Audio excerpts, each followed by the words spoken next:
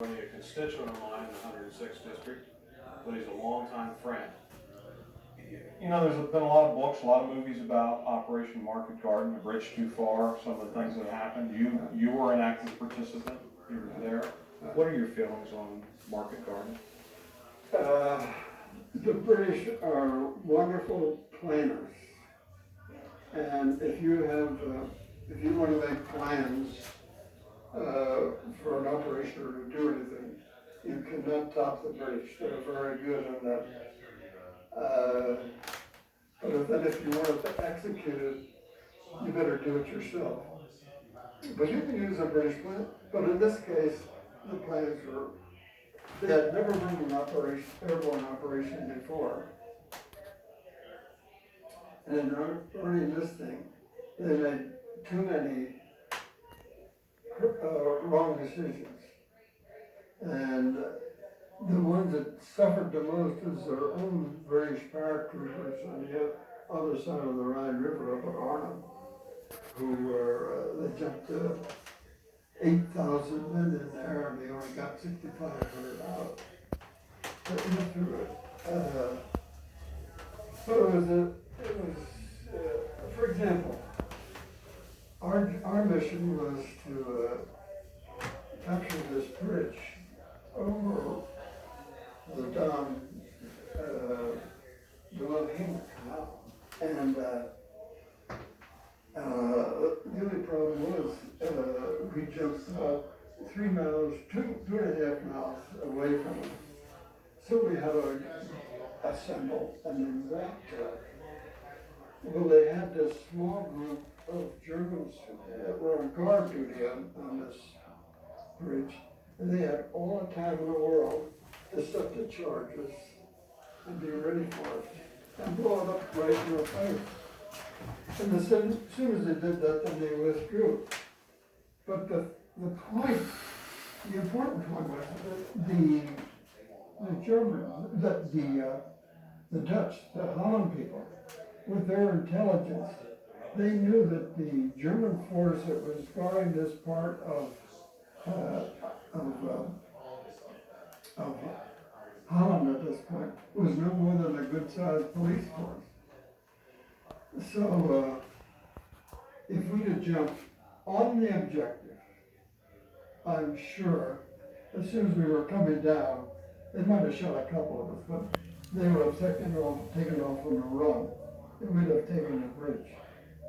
Result, when they finally got there, and the British, of course, have to stop on that T when they reached that point. After that, then they got across the bridge, but that was all, and that was just one thing after another like that, the whole thing. It was not planned properly. You mentioned the British tea, and it makes me think of another food question. It's very clear in the book about the British rations, the 14 ones, and compared to the Americans' rations and the Hershey bars. Yeah. Were the British rations that bad? Yeah, they're pretty rough. Pretty rough, and fortunately, in Holland, agriculture area, and we're out in the field. There's a lot of gardens, and so we can go out and help ourselves to turnips and vegetables we can glean out of the garden. So you blend that in with the British 14-1 and make a stew. So that helped you get through. How important were the Hershey bars? Well, the Hershey bars were very, very important, and if possible, they always accused the officers of taking the chocolate bars, the almond bars, but that isn't true. But they were very important. They were very important not only for yourself, but to share with the children, because they hadn't even had the taste of chocolate at this point in their life, the younger ones. The chocolate bar was very important. Chapter 9 in the book that talks about what I think was in my mind, your most heroic action in both the book and Band of Brothers.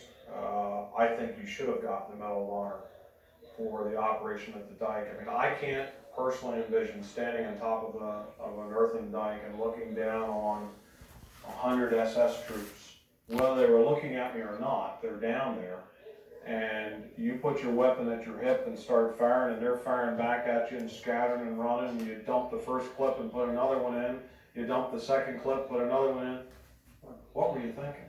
Because I have to be honest, I would have been going the other way behind that dirt bank. Now that's the difference in training, that's the difference in men, but clearly you were totally exposed to that enemy fire.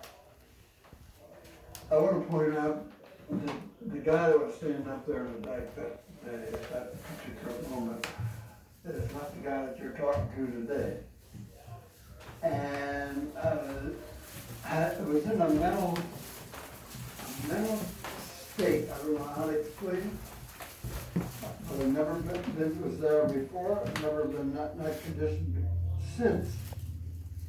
But at that point, when it started to charge across the field, okay, back off here for a minute. There's one thing here.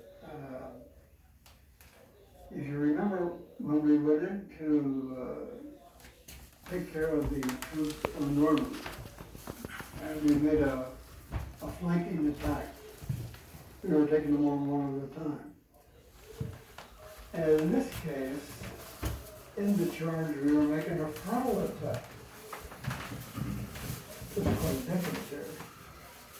And the next, there was no other way to do it.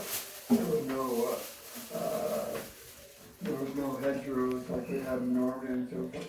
You had to make a frontal attack. It was the only approach to it. But in making that decision, when I started out, to run across there, I was running faster than I ever ran before in my life. I've never run that fast since. And the thing about it was everybody else was moving so slow.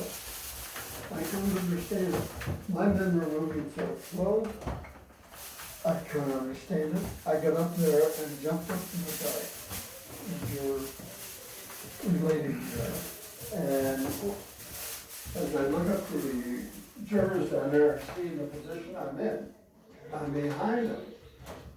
Very lucky, just luck. But they're moving so slow. See, it's not only my men that are moving so slow, but the Germans are moving so slow. And I can't understand why they're moving so slow. I'm normal, but they're not. So in standing there, I'm in a different state of mind that I've ever been in before. Hope I never get there again. So that's hooked up.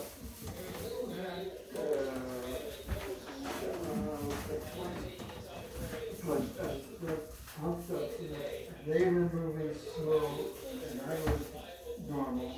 And my men are very slow and getting up to me. But look here, another 100 yards behind. So